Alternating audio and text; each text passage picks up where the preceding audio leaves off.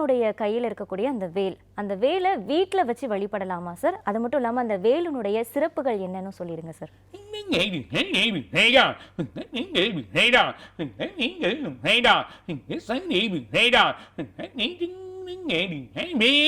வேல் வேலை பிடிச்சவங்க கண்டிப்பாக ஆட்சி பிடிப்பாங்க. அந்த மாதிரி ஒரு நிலைமை இருக்குது. ஏன்னா இந்த வேல் வந்து எதிரியை வென்று அந்த எதிரியும் அடைக்கலம் கொடுக்கக்கூடிய ஒரு நிலைமை இருக்கிறது தான் சூரபத்மனை கொல்லக்கூடிய நிலைமை. சூரபத்மனை கொல்லத்துக்கான வழி முருகர்கிட்ட ஒரு பலத்தை கொடுக்குறப்போ அம்பாள் தன்னோட வேலை எடுத்து கையில் கொடுக்குறார்.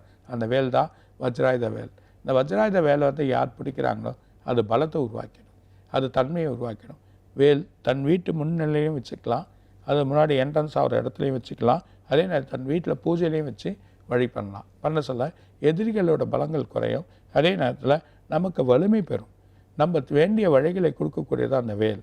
பிற்காலத்தில் இந்த வேலோட சில மகிமைகள் வரப்போகுது, அதுக்கான வழிமுறைகள் செய்யக்கூடிய நிலைமைகள் ஏற்பட போகுது அப்படின்றத சொல்கிறார். வேல் இல்லாமல் வேலுண்டு வினை தீக்கும்ன்ற ஒரு கதையாக இருக்கிறதுனால வேலுக்கு அவ்வளோ சக்தி இருக்கின்றதை சொல்கிறார்.